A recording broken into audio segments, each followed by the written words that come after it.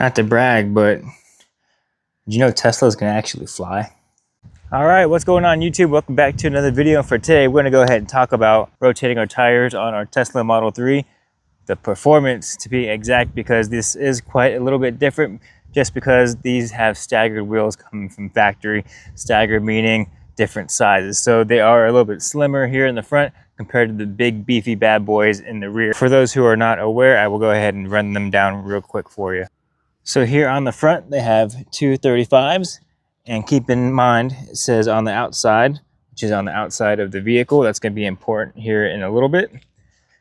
And here towards the back, once again, outside labeled, and these are 275s, so a much beefier tire. So the one thing I did want to go ahead and touch on before we go ahead and start this video is, so each tire is going to be basically different on identifying which way they're rotating and whatnot. So on the Tesla, they had it labeled outside, so you would want to see that on the outside of your vehicle. Now for this tire on my Lancer, you'll see right here it says rotation with an arrow going this way. So that's basically telling you there's only one way that this tire is supposed to be sitting on the car, rotation going forward. So pay attention to what's on your vehicle at the time of doing your rotation, and that will basically tell you how you can and cannot rotate your vehicle. But since we already know that the Tesla Model 3 Performance has the staggered setup, we can only really change them out parallel to each other. So the rear can only swap out with the rear, side to side, same thing as the front, side to side. Now that we know that all the wheels are the same, has the outside on the outer rim, everything's going to be a-okay to do from factory. So today's video, we're just going to swap each wheel side to side, front side to side, and call it a day. So per Tesla, they actually tell you and recommend you to rotate your tires every 6,200 miles, and I'm just about 6,500, so a little bit beyond the expectation, but still within that range of a healthy tire rotation. So I'm gonna go ahead and play musical chairs with the cars, get the Tesla into the garage on a nice flat surface, and we can go ahead and start rotating these tires. So in the middle of getting ready to move the Tahoe, the crazy thing is, I never noticed till now, is 275. That's got the same thickness as the rear tires on the Tesla. Kind of crazy to think about. So like that's the perspective that we're talking about here. One car down, time to move the Lancer. Nothing can beat an exhaust. And now we pull in the Tesla. And since the Tesla is obviously different from a standard car, there is a big old battery towards the bottom. There are some precautions that you're gonna have to take. So that's what these pucks are for.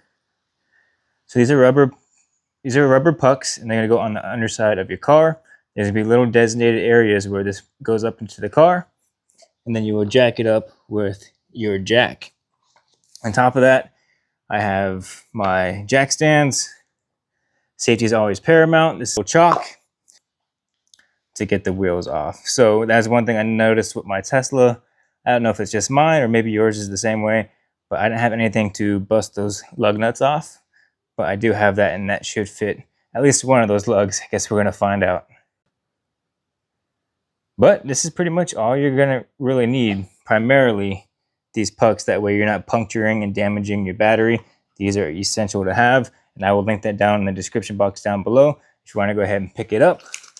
Here is the company. This is bought off Amazon, and this is more of a full kit. Comes with other little tools in here that you may need as far as like roadside assistance goes. But the pucks, they seem like heavy duty little plastic. They're going to do its job.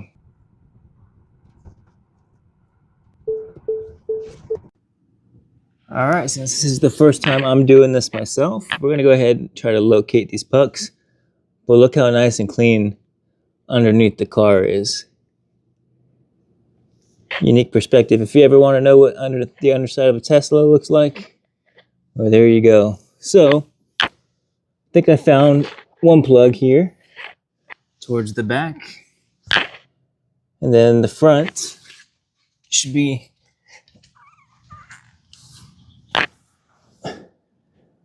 and then there's the front.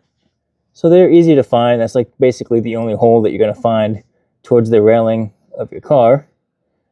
So let's go ahead and jack the backside up. Now that we know where the puck locations are going, let's go ahead, throw those pucks on, and get this car jacked up. Safety first. Chalk it up. Before we actually put the plugs in and jack the car up, you're probably going to need access to your lug nuts. So here's this plastic trim, just comes off by hand. Here are your trusty lug nuts. Let me go ahead and get you the size for those real quick, because like I said, my car didn't come with any tools to remove that, so yours may not either, and it would be handy to know what size these are. And so you guys are aware, it's going to be right here, 13/16 or the 21 millimeter. That should do the trick. So once you got that cover trim removed and you have access to your lug nuts, it's basically going to be like changing your tire on any other standard car. You're going to go ahead and break these lug nuts. That way you're not over torquing while the car's jacked up. That's just kind of unsafe. Lefty loosey, righty tighty, right?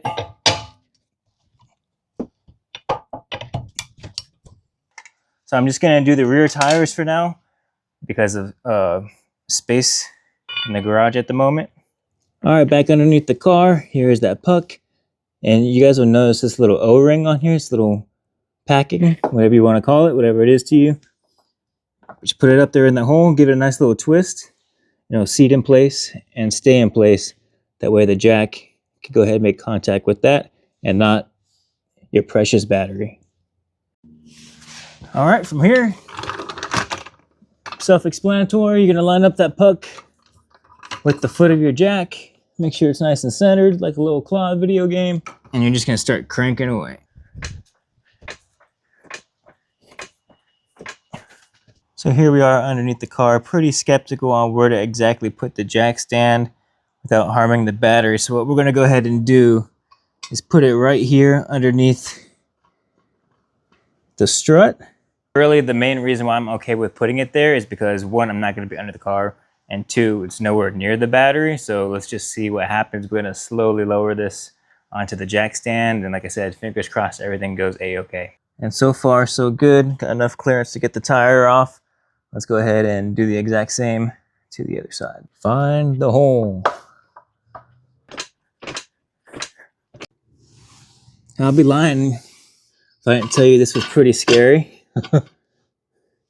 Because it definitely is. This is a significantly heavier car than what I'm used to working on. And it's already pretty low to the ground. And so what you can do, like I'm doing, is you can align and make sure you're even, not crooked, and then you can go ahead and bring that jack down just to make sure the car is supported, and then raise it back up just for extra support. Now that the car is nice and secure with both of its jack stands securely in place, I got the chalk on the front side of the car, and for added security and safety, I have the other jack itself in place for extra security. And what we're going to go ahead and do now is remove the lugs and swap out the two rears. The nice thing is, you're not working underneath the car, so it's not as scary because, like I said, this is a heavier car with different jacking points than what you're typically used to on a normal car. So over time, I'm sure I'll get more used to it. But for now, it is kind of, I like to err on the caution of primary safety. These are some basic lugs, but they're hidden with that cover anyway, so not the biggest deal. So once I get these removed, we'll do a little inspection on them too, see how they're wearing down over time. Like I said, this has about 6,700 miles on these tires, mostly freeway driving as I commute to and from work. All right, last one here. Do a nice little spin, and should be ready to come off.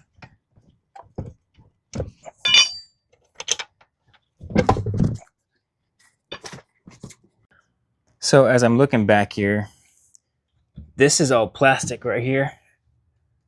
All plastic. So really, where I have it is a pretty good spot where the jack stand is. But back to the tire. So Teslas are mostly known, from what I understand, to wear more in the middle. But it looks like a pretty healthy tire. All right, wheel number 2 off. The new tire, or new to this wheel hub tire. Now we'll go ahead and snug them up and then fully tighten and torque down if you have a torque wrench when it's on the ground. Now it is important to go star method with the actual installation of these lug nuts. That way everything comes down tight in an orderly fashion. All right, so all that's left to do now is remove the jack stands, lower the car, and then tighten the lug nuts all the way. So right now they're just on there snug, but right now we're gonna go ahead and tighten them all the way down once it's back on the ground, when it's nice and safe, and then put the cover back on and then move over to the front side of the car.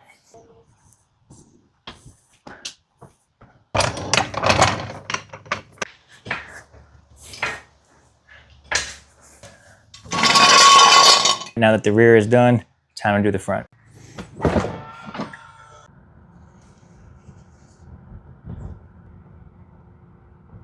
All right, now that we have the front jacked up, here's the jack point for the front. Much easier to see. Just have it attached right here beneath the arm.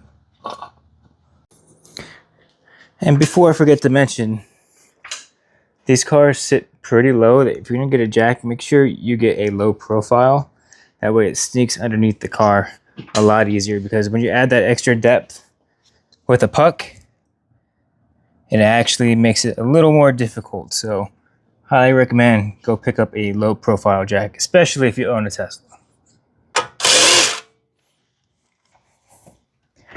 That drastically cut down my time on changing these tires out.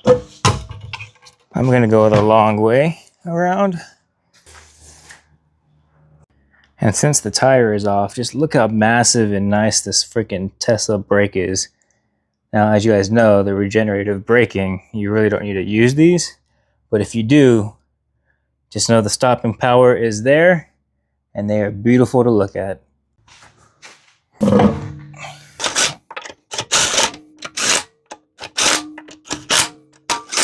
Both tires have been swapped. Lug nuts are now snug. Time to drop the car and finish this video.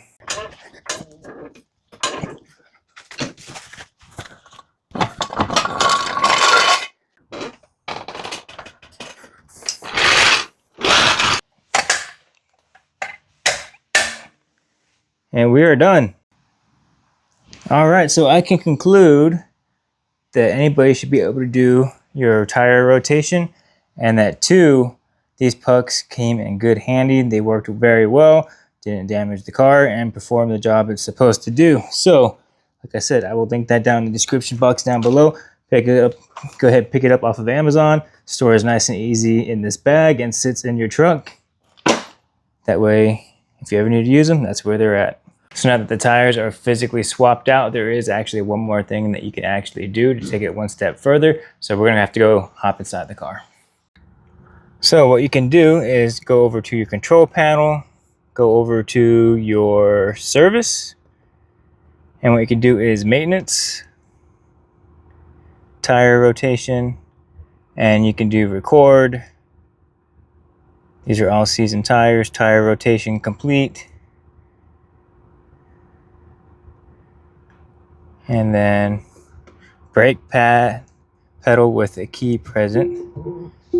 Okay, and now reset. Update complete.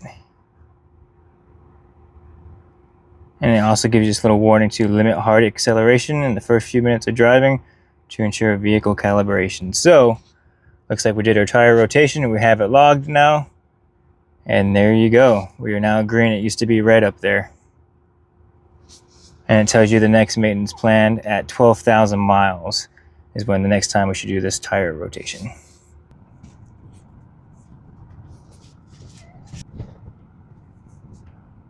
All right, so there you have it. That's how you're gonna go ahead and rotate your tires on a Model 3 Performance in particular, due to the staggered wheel setup. Super quick and easy to do, save you guys some money, have confidence in your car, in your own abilities, and you guys will be A-okay. This would be a relatively quick, easy thing if I knew where to actually jack the car up and all that stuff. So you can basically probably get this done in about 45 minutes in your own garage or in your own little space. So if you're one that likes working on the cars, highly recommend doing it. Just a couple of things to remember. You're gonna need those pucks, that way you save your battery, save your car from any damage. You're gonna need a nice low profile jack, that way you can get underneath the car, because this car does sit pretty low A standard jack might take a little bit of time for you. And just remember, rotation of the tires is one of the very few things that you got to worry about on a Tesla, so you might as well do it and do it correctly. So if you guys have any questions, comments, or concerns in regards to this tire rotation, lay a comment down below and I will address those as always. Other than that, just want to say thanks for watching. Never live your life in idle, and I will see you guys in the next video. Peace.